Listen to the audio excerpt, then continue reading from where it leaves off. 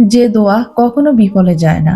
আল্লাহ কেন কিছু দোয়া দেরিতে কবুল করেন? আসসালামু আলাইকুম ওয়া রাহমাতুল্লাহ। প্রিয় ভাই ও বোনেরা, জীবনের এমন একটা সময় প্রায় প্রত্যেক মানুষের আসে যখন চারপাশে অন্ধকার মনে হয় আমি এত দোয়া করছি, এত কান্না করছি, এত নামাজ পড়ছি, তবুও কেন আমার দোয়া কবুল হচ্ছে না? আপনার মনেও কি কখনো এই প্রশ্ন এসেছে? তাহলে আজকের এই ভিডিওটি শেষ পর্যন্ত অবশ্যই দেখুন, কারণ আজ আমরা জানবো কেন আল্লাহ কিছু দোয়া সঙ্গে সঙ্গে কবুল করেন না, আর কেন একজন মুমিনের কান্না কখনোই বৃথা যায় না। প্রিয় দর্শক, আল্লাহ সুবহানাহু ওয়া তাআলা আমাদেরকে খুব ভালো করে জানেন। তিনি শুধু আমাদের সুখের কথা শুনেন না, তিনি আমাদের হৃদয়ের প্রতিটি অনুভূতি জানেন। আল্লাহ বলেন, আমি তো মানুষের গলার শিরার চেয়ে অধিক নিকটবর্তী। তাহলে বলুন তো, যিনি আপনার হৃদয়ের কষ্ট জানেন, আপনার অশ্রুর ভাষা বুঝেন, তিনি কি আপনার দোয়া শুনবেন না?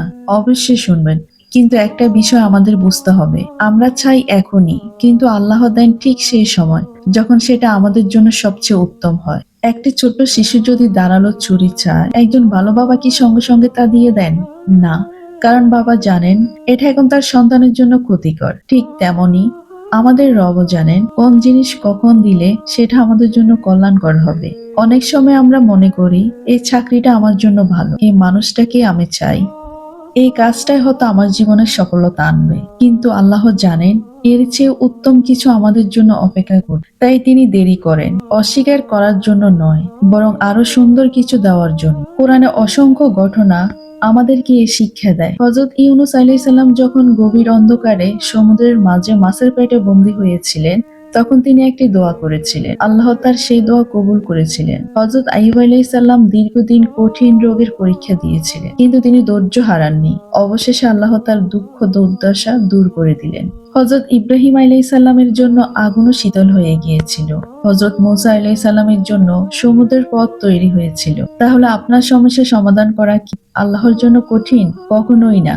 সমস্যা হলে আমরা দোয়া করি, তারপর অধৈর্য হয়ে যাই, কয়েকদিন পরে বলি হয়তো আমার দোয়া কবুল হবে না। এটাই শয়তানের সবচেয়ে বড় পাপ, কারণ শয়তান চায় আপনি যেন আল্লাহর রহমত থেকে নিরাশ হয়ে যান। কিন্তু একজন মুমিন কখনো নিরাশ হয় না, কারণ সে জানে আল্লাহ কখনো তার বান্দাকে হতাশ করেন না। রাসূলুল্লাহ সাল্লাল্লাহু আলাইহি সাল্লাম আমাদেরকে শিক্ষা দিয়েছেন, যে ব্যক্তি আল্লাহর কাছে দোয়া করে তার দোয়া 3 ভাবে কবুল হয়। 1, যা চেয়েছে তাই দুনিয়াতেই পেয়ে যায়। 2, কোনো বড় বিপদ তার থেকে দূরে সরিয়ে দেওয়া হয়। 3, আখিরাতের জন্য আরো বড় প্রতিদান জমা রাখা হয়।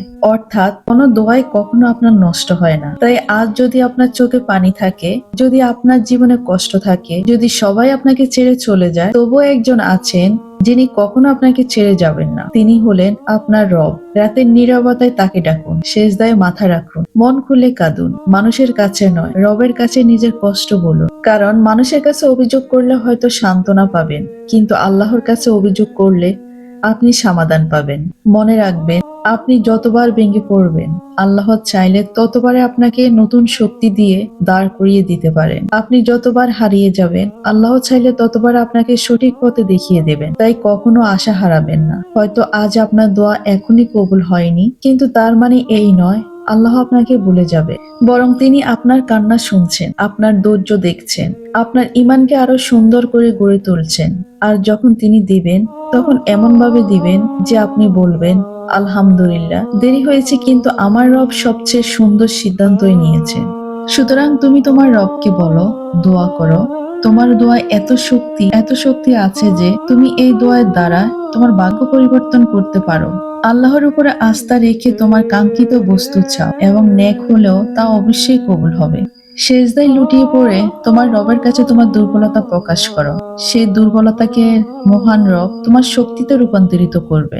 শেষে একটি কথাই বলবো, আজ থেকে সিদ্ধান্ত নিই, আমি কখনো আল্লাহর রহমত থেকে নিরাশ হব না। আমি নিয়মিত নামাজ পড়বো, দোয়া করব, ইস্তেগফার করব, আর সব অবস্থায় আল্লাহর উপরে ভরসা রাখবো। ইনশাআল্লাহ, যে রব তোমার হৃদয়ের কান্না শুনছেন, তিনি একদিন তোমার হাসির কারণও তৈরি করে। আল্লাহ তাআলা আমাদের সবার মনের ইচ্ছাগুলো পূরণ করুক, আমিন। যদি ভিডিওটি ভালো লাগে তাহলে একটি লাইক দিন, ইসলাম প্রচার নিয়তে শেয়ার করুন, এবং এমন আরো ইসলামিক ভিডিও পেতে চ্যানেলটিকে সাবস্ক্রাইব করে পাশে থাকবেন। আল্লাহ হাফেজ। আসসালামু আলাইকুম।